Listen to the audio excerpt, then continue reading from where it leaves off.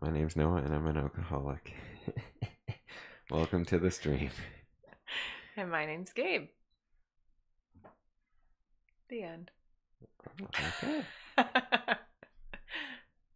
Well, what do you say we, instead of starting right into it, we start with, Serenity prayer. yes, thank you. Good catch. And, Way to remember that. okay. All right. God, God, grant me the serenity to to accept accept the the things things I I cannot cannot change, change, the courage to change the things I can, and the wisdom to know the difference. Amen. Woo! Today's topic is priorities. Something I probably don't do very well. I don't have a very good schedule and set good priorities. Oh, maybe I do. No, probably not. I think I really focus on fitness. Anyways, let's get into it. Yes.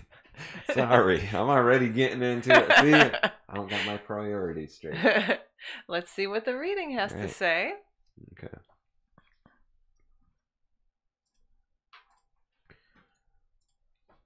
Priorities. The good times can also be a trap. The danger is that we may forget that our first priority is to stay clean. Things can get really good in our recovery. Perhaps we found our soulmate, built a rewarding career, started a family. Maybe our relationships with our family members have healed. Things are going so well, we barely have time to attend meetings. Perhaps we begin to reintegrate into society so successfully that we forget that we don't always react to situations like others do. Just maybe, we put some priorities ahead of themselves. Is meeting attendance still a priority with us? Do we still sponsor? Do we still sponsor? Do we phone our sponsor? What step are we working? Are we still willing to drag ourselves out of bed at some ungodly hour for a 12-step call? Do we remember to practice principles in all our affairs? If others in NA or AA reach out to us, are we available? Do we remember where we came from? Or have the good times allowed us to forget? To stay clean, we must remember that we are only one drug away from our past.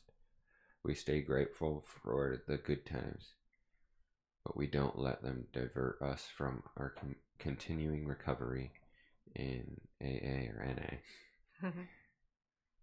Just for today, I'm grateful for the good times, but I have not forgotten from where I have come. Today, my first priority is staying clean and growing in my recovery. Amen to that. Mm-hmm. That's good. Right.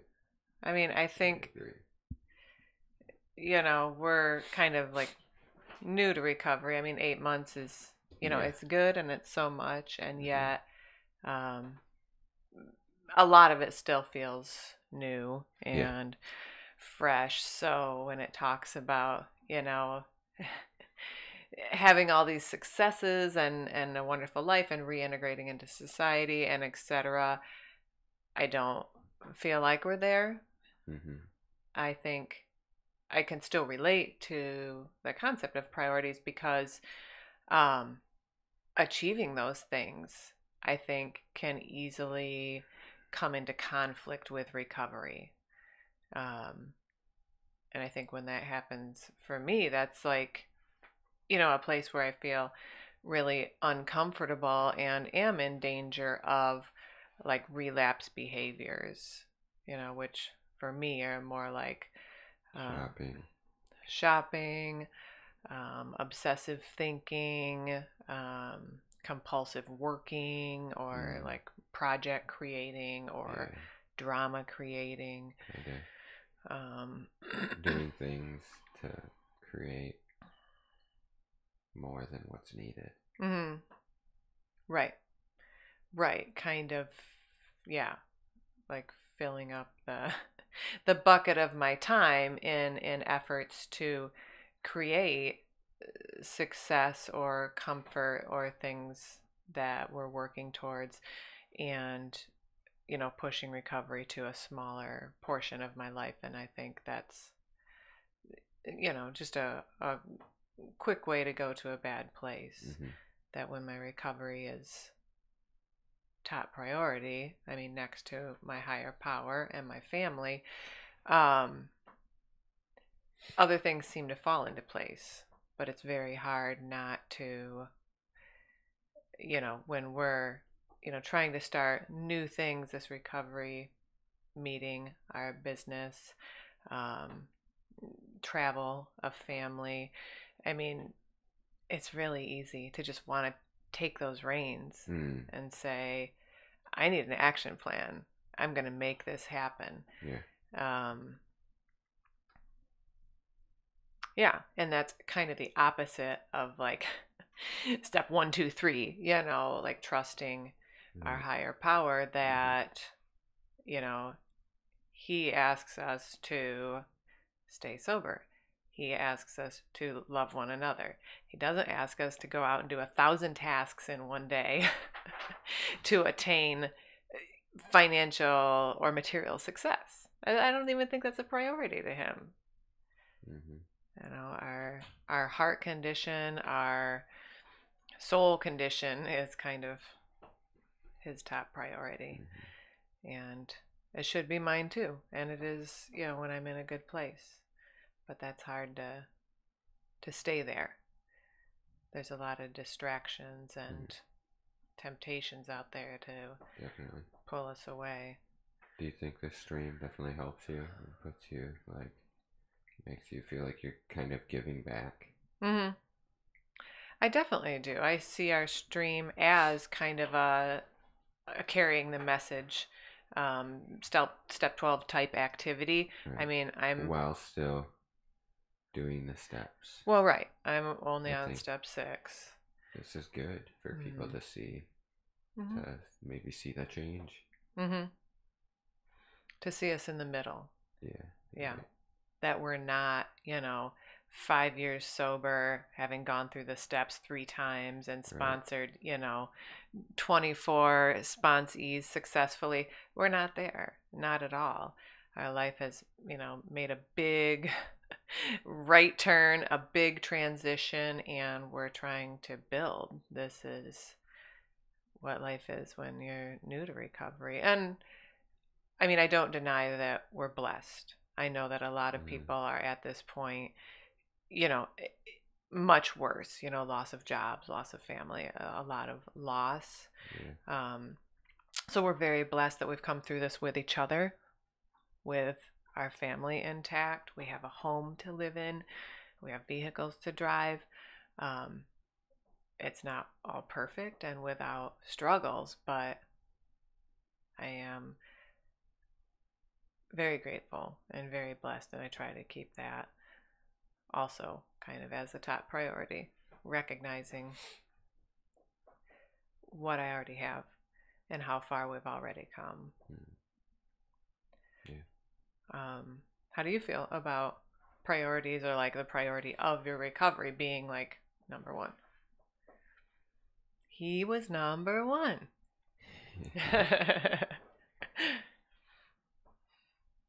um, it's hard to make it like my first priority,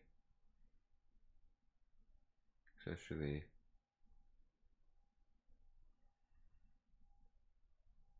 it. It's it's hard to explain. I know that it is my number one priority is to stay sober and to stay clean, Mm-hmm. and to stay. I need to stay active and in fitness and in health Mm-hmm. to help me, and I do those things a lot now Mm-hmm. and focus on what I really want and not think about relaxing and being like, oh man, this would help me relax more, just a few beers. Mm-hmm. Um, so I don't know. I Mm-hmm. think first priority isn't always in the right place. Mm-hmm. I mean, it sounds like to me like you're associating recovery with work from that statement, kind of like. Well, I think, well, my work is fitness and this. Mm-hmm. So I guess it depends. I Mm-hmm. need to sometimes take a step and be like, okay, forget about this stuff and work on my steps rather than putting as much as I can out there. Mm-hmm. Mm-hmm. Like pull back a little bit for yourself. Mm-hmm. Yeah. Yes. Well, and I'm wondering about your Because relax thing because I kind of relate to that. Relaxing, I wouldn't say that most of my recovery activities are relaxing. Um, but maybe that's a good thing to reframe, because there's only so many hours in the day. mm-hmm. Most people in recovery have to work or have a means of supporting themselves as well as a lot of recovery tasks. Yeah. So it'd be nice to reframe some like recovery approved activities as relaxing, like meditation, Yeah. yoga, journaling, things that still give you that brain break, that calm, um, within the parameters of recovery. Mm-hmm. Because right now, like we watch TV, we eat meals, these things are relaxing. Mm-hmm. Play video games, Yeah, right. maybe go for an ice cream. I mean, that's Yeah. not even that relaxing, but. But we have pulled back a lot on those things. Yeah. True. And have set our life out to more of a schedule, like, oh, this time we're going to be eating, and Mm-hmm. this time we need to be getting to bed if we Mm-hmm. actually want to get up when we want to get up. Mm-hmm. So I think our schedule is set up for good, Mm-hmm. for our priorities to be Mm-hmm. set out. Mm-hmm. I agree. Like making the schedule, fit our recovery and feed us rather than deplete us energy wise. I'm thinking of how I do yoga, like just a short yoga each night. And usually I don't feel like it. I'd much rather Sit sit. down by me, and that's how I am too, and that's why I never Yeah. But when I do do yoga. it, it refreshes me more than sitting and watching 15 minutes of television or even like 15 minutes of reading a book, because I do read and I enjoy that. Um, Meditation, same thing. Like, I don't want to sit in one place and just let my. He's showing me his foot. It's adorable. Um, it's a nice foot. Nobody can see, okay? Oh, sorry. That was supposed to be on the DL. Okay. No foot thing. Um, what was I saying? Oh, meditation. I don't want to try to calm my mind. I don't want to kind of check in and feel the moment and just it feels like work.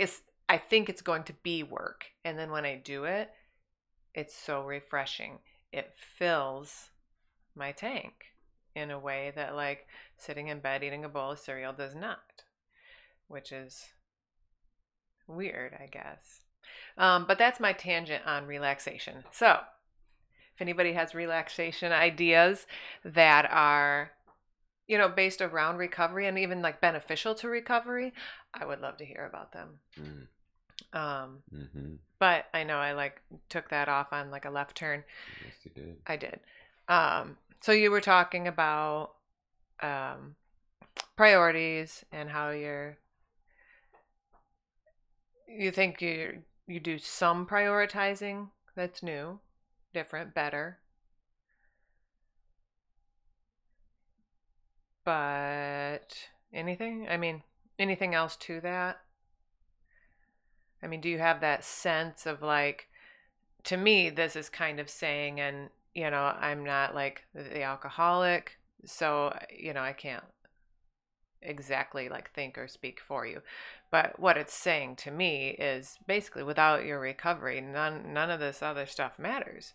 No matter what, you can achieve with family life, career success, Mm-hmm. anything that, like one day of lost recovery can destroy all of it, so Yeah. it's like expressing like how important that is and Mm-hmm. how maybe Are you just like explaining the whole thing? Like, or is this an actual question? I'm sorry. It's an incredibly long-winded question. Uh, Um, what would the question be? Do I agree? Yes. yes. And do you feel like it's okay to sacrifice other things like time spent like working on, our business, our relationship, our household, all the things that we do to make your recovery number one? Or is it hard to do? I think it's hard to do because you could easily get sick and tired of recovery work and be like, I hate it, like in almost in a resentful way. And so I could easily see people getting sick and tired of it because I get sick and tired of things like very quickly, Mm-hmm. and to the point where I don't do them again. Mm-hmm. So that's what I'm trying not to do. Because Mm-hmm. I want to do this the right way. Mm-hmm. That makes sense. Mm-hmm. So almost like you're saying don't go too hard so that you don't burn out in recovery? That's what I'm worried about for myself Right. personally. Well, what's the difference between that and, because I get what you're saying. I see you do this with stuff, like get Mm-hmm. passionate about it and flame out. I would hope that's not your recovery. Um, but there's things like, say, fitness, where this does not happen. This is I mean, I kind of a got burned lifelong out. I passion. got burned out there for a while, and that's what led to a lot of drinking Okay. So you were kind of feeling and just that. in the rut and just like, okay, let's just do this. Let's do the minimum. Okay. Okay. Well, that's good to know because from the outside, it looks like, you love fitness and you always love fitness and you do it Mm-hmm. every day. Mm-hmm. Um, so, okay. So you kind of did struggle And through. I think probably a lot of people would be like, no, you can't go too hard in recovery. I I don't know, honestly. Which that could be a lot of old timers saying that, not Mm-hmm. knowing the attention span of nowadays. Like a 20 something. Right. Mm-hmm. I mean, I'm certainly no recovery expert. The only thing I would say But from. if you're truly working the program and truly, if you're really working it, then yes, it's going to work. Mm-hmm. And but if you're just like, oh, gotta do this because I'm supposed to do it, Mm-hmm. like, Mm-hmm. and just try to speed through, then Mm-hmm. that's not gonna Like do. a forced That's not gonna thing or be. Yeah, something. right. That's not gonna do anybody any good. Yeah. Yeah. I definitely agree. I mean, what I've kind of gleaned from, I'm about halfway through the Big Blue Book, and just from the stories of the alcoholics in there, I mean, I think that they would say that the program is never old because, as soon as you feel that, feeling any kind of questioning about your recovery and about the program, at least what I'm reading, they go out and talk to somebody right now, like go find that alcoholic, or that narcotic person who is like not in recovery or who's at that rock bottom place, and have a conversation, because it's just forever, like carrying that torch and trying to show other people, what kind of life they can have. And I think the whole reason for doing that is because it pulls you out. And I mean, this is something I can relate to, is getting very internal, very like, I'm feeling this way. I'm kind of spinning out with my thoughts of like, I don't want to do this, or poor me, or whatever it is. And I see the program of AA being a lot of like, get out of there, get out in the world. There are people that either can help you or need your help. And that keeps it fresh, I guess. I mean, I'm still like very much new to the program, and I'm a little bit reclusive, honestly. Like, I'm like the last person to pick up the phone and call somebody if I'm feeling, just really like down, or really in my position, it'd be like really worried about your recovery, or like where my life is going to go. I usually don't call somebody. I will like talk about it at the next meeting that I'm at. But yeah, it's hard for me, even, and like helping other people.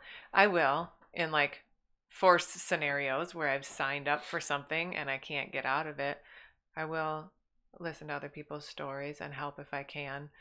But I don't go out looking for that. Maybe I don't believe that I'm strong enough yet, that I have enough to offer. I feel too green, but I don't know. I think a lot of, like you say, old timers would say, get out there, tell your story. So I don't know. Okay. Hopefully the term old timers is not offensive. If you're an old timer, feel free to comment. Give me a different term. It's really, in my mind, a flattering term. It means someone who's been in the program a long time. And that's amazing. Those old timers aren't telling this young buck anything. Wow. He's having a moment, people. He's having a moment. Make room. All right. Is there anything else that you want to say? No. That's it? Yeah. All right. That's all we've Short got and for sweet today. For me. Right. Long and like a sweet also. Like a love song. Oh, that's nice. It is. Okay. So we're going to end it with the Lord's Prayer. Yeah. See you're on this. You're on it today. You are. Yeah. Your memory is just like right there. It's like I know. All right. Things. You do know things. Oh, you want to hold my hand? See if I can get over there without too much mic noise. Okay. Shouldn't make noise when you move it. But I've got these things. All right. Are we going to come up with like a lot of cute things to start the Lord's Prayer? Because I was thinking of some like... Okay. You want me to do it today? Okay. Who's the best daddy? Our Father, who art in heaven, hallowed be thy name. Thy kingdom come, thy will be done, on earth as it is in heaven. Give us this day our daily bread, and forgive us our trespasses, as we forgive those who trespass against us. And lead us not into temptation, but deliver us from evil.